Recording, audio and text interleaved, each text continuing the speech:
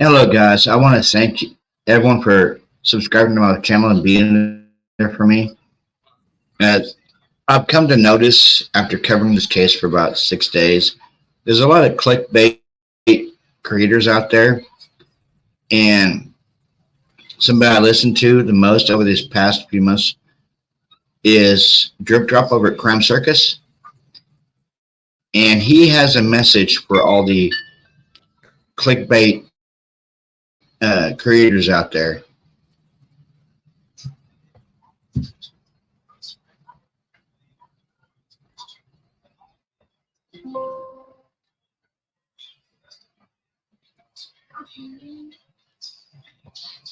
Let me get it pulled up for you guys.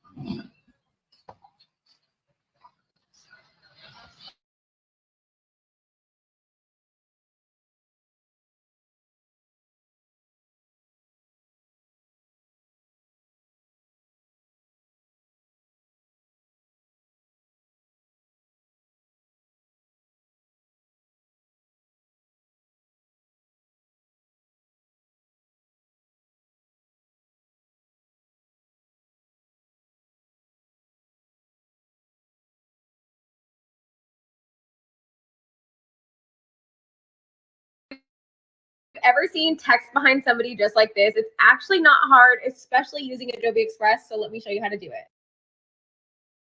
History buffs, the faint of heart, schools, or clubs, the Villisca Axe House is open for daytime tours. Since opening the house to the public. Are you sick of having issues with your webinars, wasting tons of time on troubleshooting with attendees? If so, you need So for this time.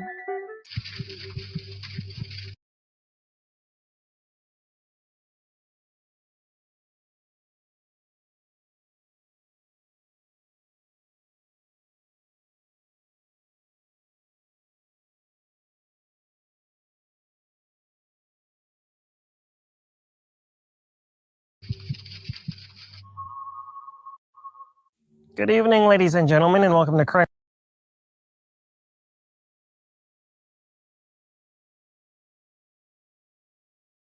Circus. My name's Drip Drop, and I'll be your host as always. Now, let's jump right in. We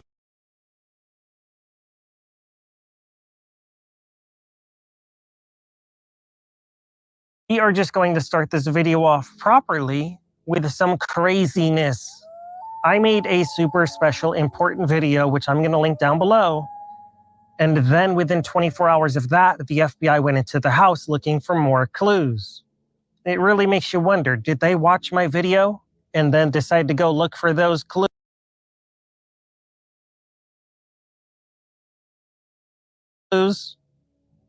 Yeah. And then I made a video on a fallen soldier. And within hours, the Pullman prosecutor made an official statement saying the police have done no wrongdoing. And nobody ever accused them of any wrongdoing. We just want the 911 call because it's a closed case. And then I made a video on the big black house on the hill with a direct line of sight to 1122 Queen Road. You know whose childhood home And then you know who made the official statement that that house will be destroyed on December 28th, 2023. And this comes after they said they were going to preserve the house. Yeah. This is crazy. You could imagine how I feel when I make videos and then things happen shortly after. You could imagine how I feel. It's like I'm living in some sort of dreamlike nightmare or some sort of scripted reality show. And to be honest with you, it feels more like a real life horror movie. It really does. Because how many times is this going to keep happening? This is scary. And it's getting scarier too. It kind of makes me regret making that video about the big black house on the hill with you know who that lives there. Okay, I'll just say it. The president of the University of Idaho. And his childhood home was 1122 Queen Road. Some people knew about that, yeah, but most people didn't. And I'm the biggest true crime YouTube channel in the world investigating Moscow, Idaho. You can check the numbers, they don't lie. Independently, all on our own, single-handedly, with no help from anybody else. We're basically half as big as Court TV, and we pack twice the punch. Yeah. Boom. We are the biggest true crime network in the world. And that's not even deniable. The cult numbers do not lie. We're an up-and-coming growing cult, and you love it. Yeah, you do. Anyways, maybe I shouldn't have made that video about the house on the hill. And then maybe the crime scene would have lasted a little longer. Anybody with half a brain cell knows you shouldn't destroy evidence before a conviction in a murder case. This isn't even about what's morally right or wrong. This is just basic common sense that we like to use here at Crime Circus. A lot of people in my comments section have told me I'm the best investigator in the whole world. And I'm starting to believe it. Because the things that I'm seeing don't sit well with me. We've talked about crypto. We've talked about cowboys. We still don't know who the cowboys were inside that house. We don't know if there's any connection to the cult of Odin. There might be. You don't know until you investigate. You can't just throw a dart at the dartboard and assume it must be the creepy guy that moved in from out of state that's been living in Pullman, Washington for 3.5 months. And we have to ask ourselves, why were the police pulling him over so often for minor traffic infractions? And why did they ask him for his phone number? I've been pulled over a few times here and there and no one's ever asked for my phone number. So what did that lady officer need Brian Koberger's phone number for? Was she going to call him on his personal time, or was she doing something that she was told to do for something much, much bigger than herself? We need to know. You know we do. Now, moving right along, the tunnels. Some people still deny the tunnels. Paid disinfo agents. They're a real thing? And I think I've spotted a few. Some of the YouTube ads is made for your business. Bring your brand to life with targeted videos. them obsessively make videos on this Moscow, Idaho Brian Koberger case. So either they're sickly obsessed with Brian Koberger, or they're being paid to give you disinfo. And I think it might be a little of both, personally. They want any viewer that clicks their video to believe they're a nut, a crazy person, out of their mind if they believe in the tunnels. I'm here to tell you 100% for a fact, tunnels exist in Moscow, Idaho. This is well-documented history. It's on their official website. Anybody with a 10 seconds worth of time into Google.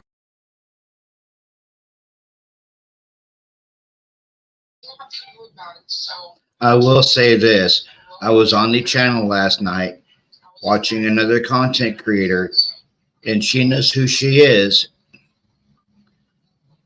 Flat out said that there's no such thing as tunnels under the house and under the college, which we all know that is bunk.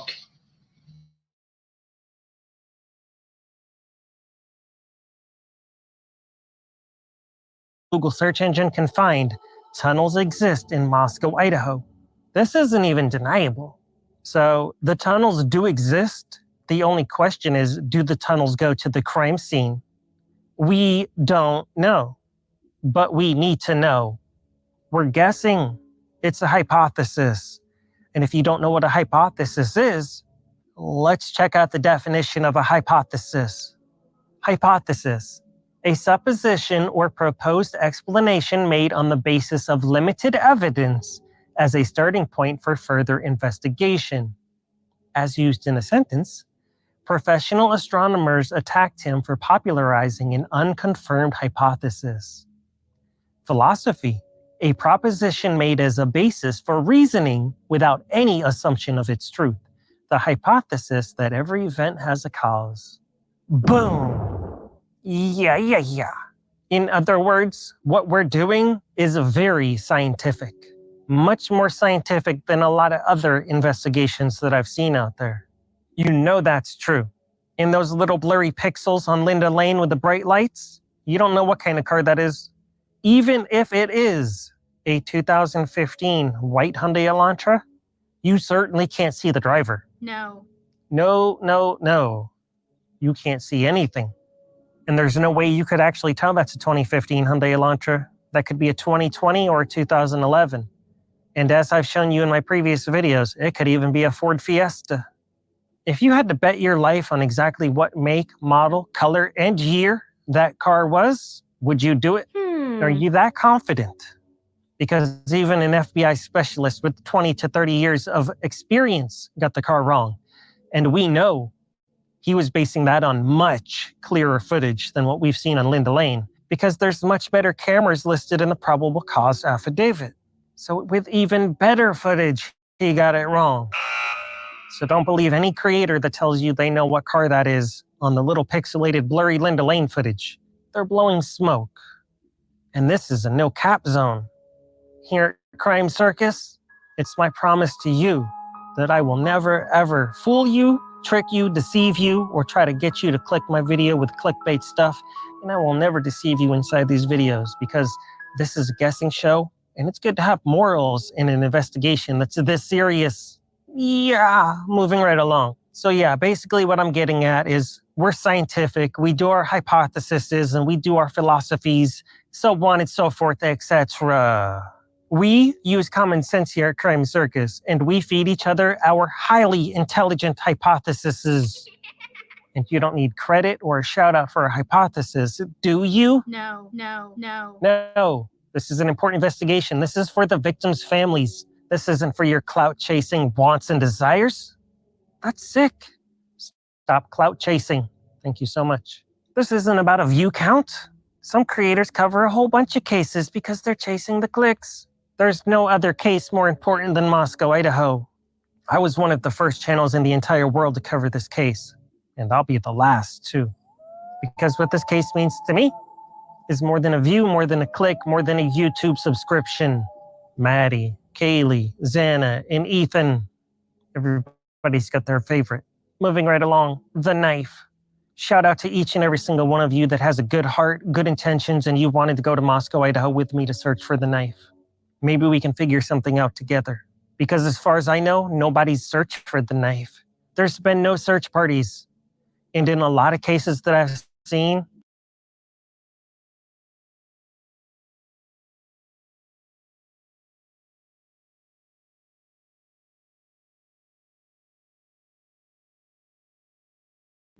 they do grid searches.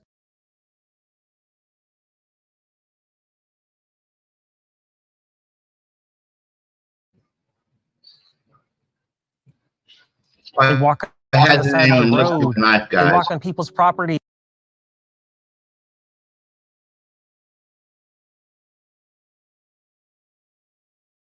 With permission. They do a little lake diving. They search in ponds. They bring out teams of scent dogs that can follow a trail for miles. We haven't seen any scent dogs in this investigation. That's quite alarming. Maybe we can commandeer our own scent dogs and the scent will still be there 1 year later. Maybe it will. We don't know. I've seen zero evidence of any search parties looking for the passing away weapon. People on the internet like to speculate he had a KILL kit. Well, doesn't that sound fancy? Straight out of a horror movie. And some of you have been watching too many movies. If there was a kit, that kit has to be somewhere. And it appears nobody's even searched for the kit. Which brings us right back to the house. What if the alleged passing away weapon or the alleged kit is within the home, in a vent? Maybe in a drain pipe? Maybe in the tunnel? We don't know.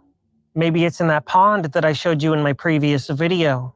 Maybe whoever did this just tossed it out of his window on the way home.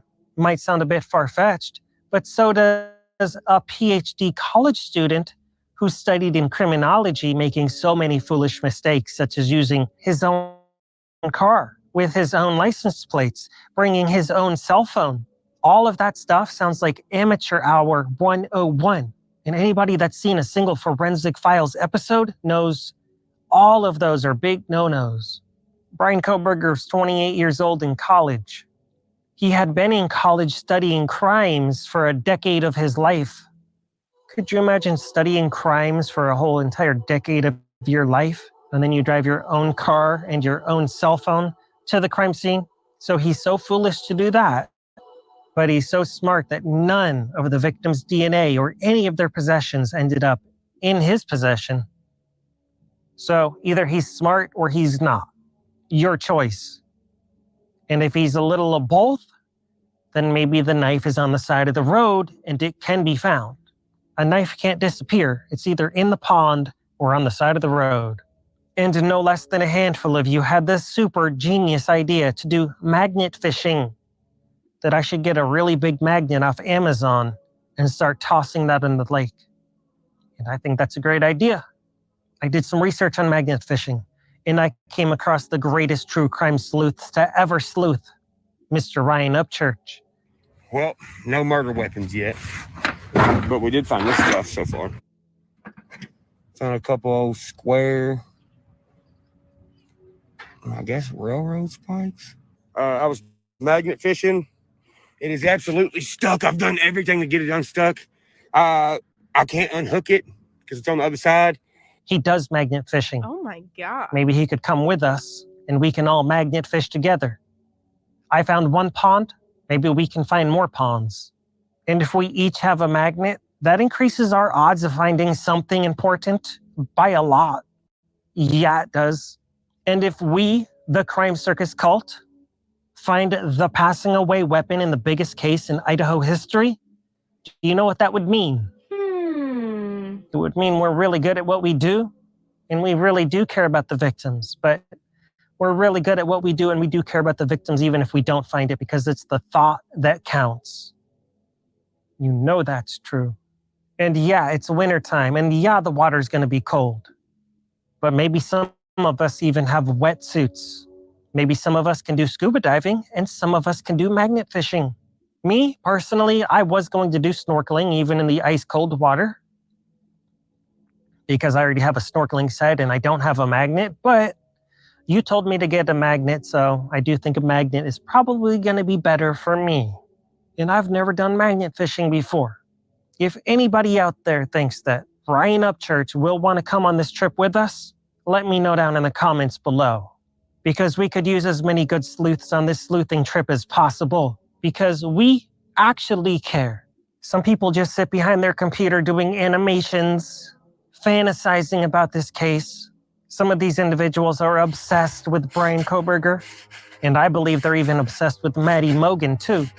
Yeah.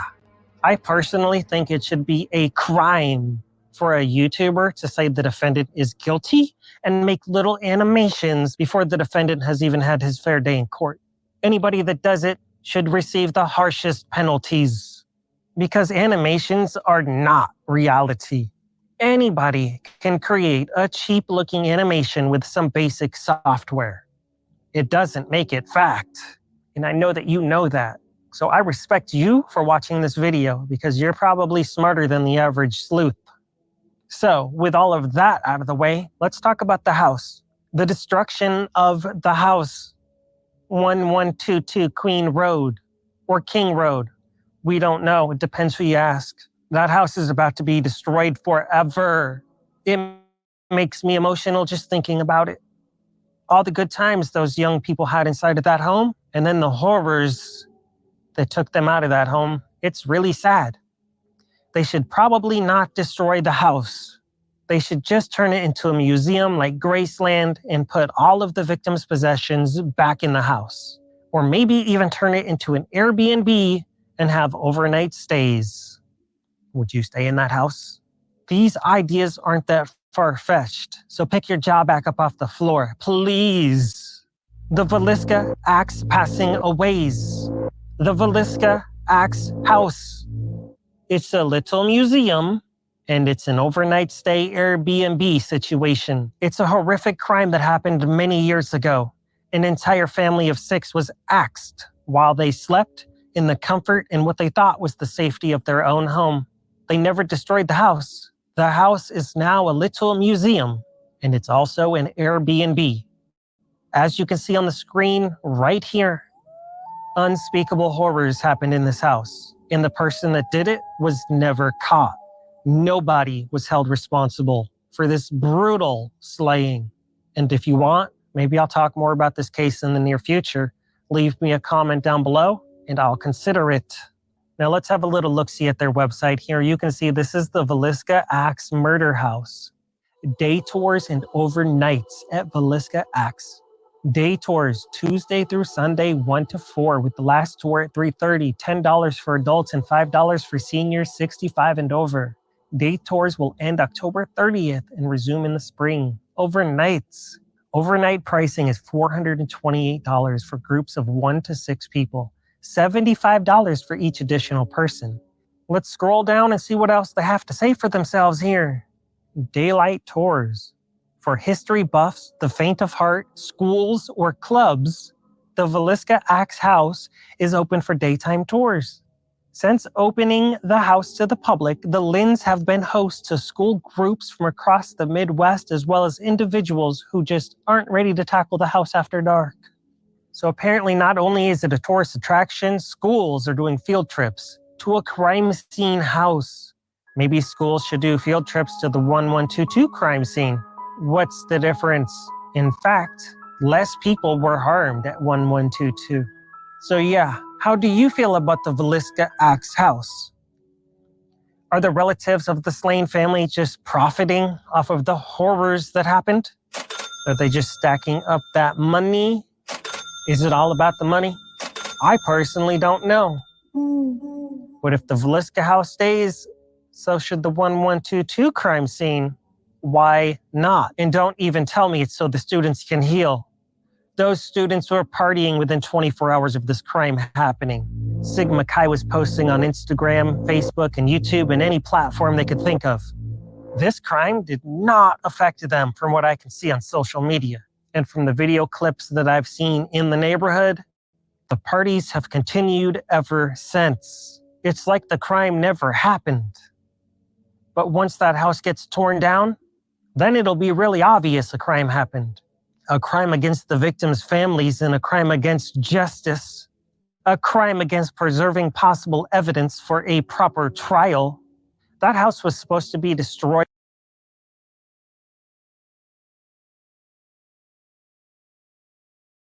over half a year ago.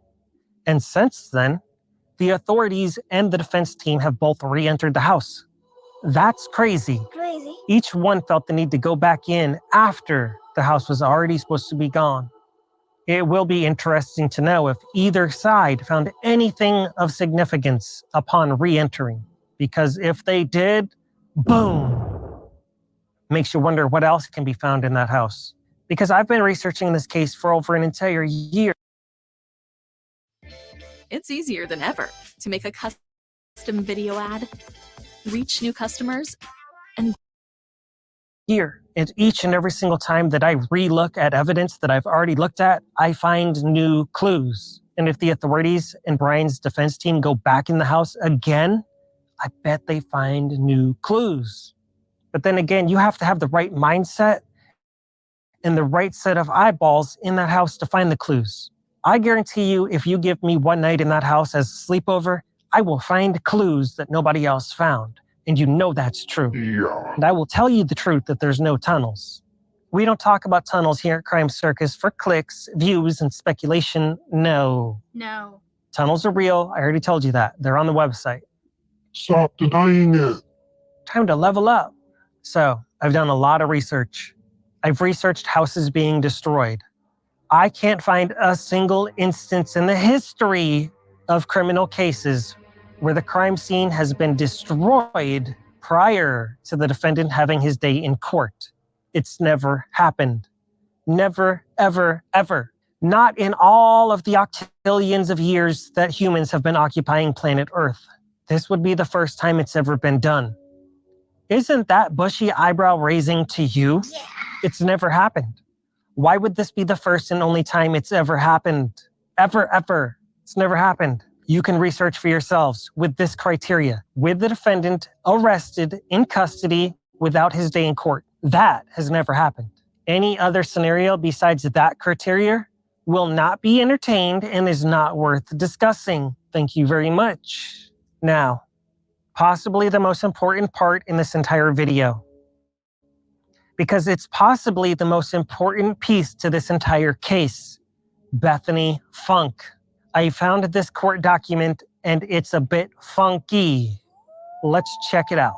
This right here is an official court document filed on behalf of Brian Kohberger. This happened in April. This court document right here is actually the most important court document in the entire case so far. So listen up.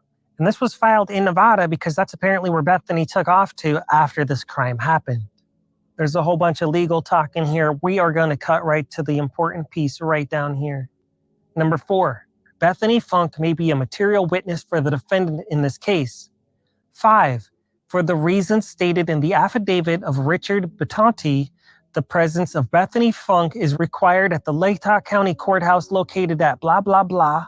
6, under the laws of the state of Idaho, if Bethany Funk comes into this state in obedience of a summons requiring her presence at this hearing, she will not be subject to arrest or service of any process relating to matters that arose before she entered the state under the summons. So there you have it.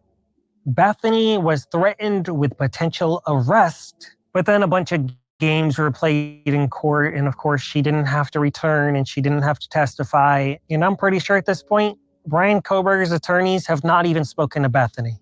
And apparently Bethany is a witness for Brian Kohberger. So Bethany knows things.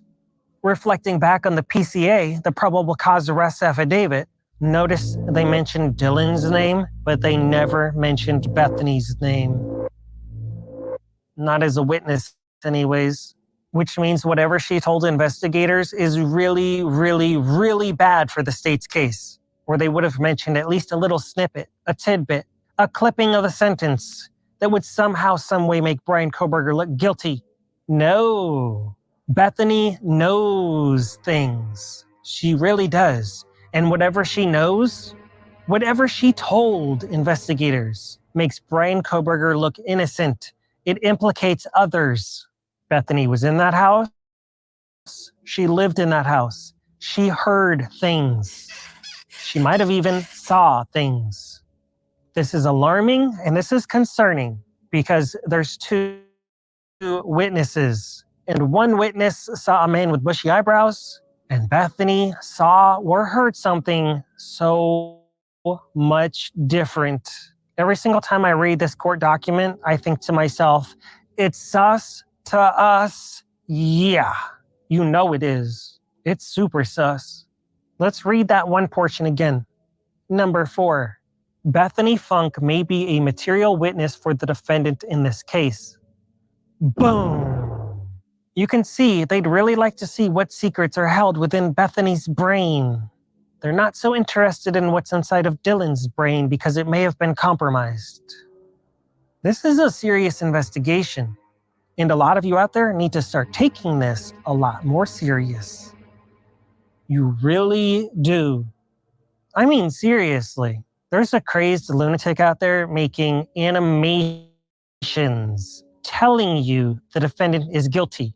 He wasn't there. He doesn't know anything about this case. He's not willing to think outside the box.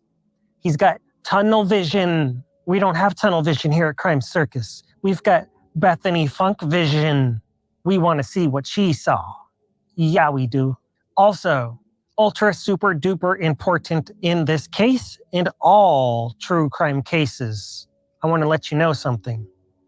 Never, ever, ever contact victims or victims' family members for any reason whatsoever. That's not right. That's wrong. And here at Crime Circus, we like to do the right thing. Doing the wrong thing is wrong. It's wrong, it's wrong, it's wrong. I've never contacted any family members in this case for any reason. And honestly, I don't even think it's right to talk about family members. It's wrong. Life is a learning experience and people make mistakes, but it's just wrong. Never, ever, ever contact any family members, please. They don't deserve it. We're all just spectators and investigators in case you couldn't imagine the pain that they're going through. A lot of them get manipulated and tricked into doing TV interviews thinking that that's going to help their pursuit for justice, and it does the exact opposite.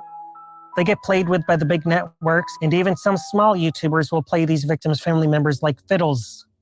I know the victims' family members watch this show, and some of them even like this show, and I would never, ever, ever contact them for any reason whatsoever. What matters is justice.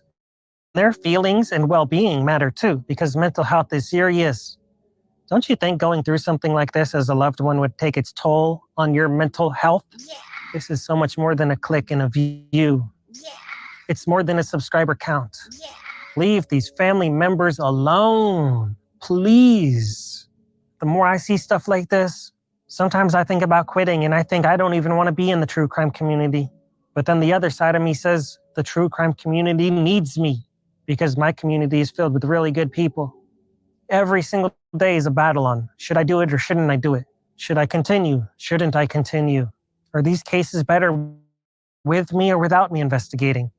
Can I wake up today and be a better person today than I was yesterday? Can I be a better investigator today than I was yesterday? Have I made mistakes? Yeah. Have I been wrong with some of my guesses? Yeah. This is a guessing show. This is someone else's fantasy. Thank you so much for watching this special presentation. Please check down below in the pinned comment or the description box for my relevant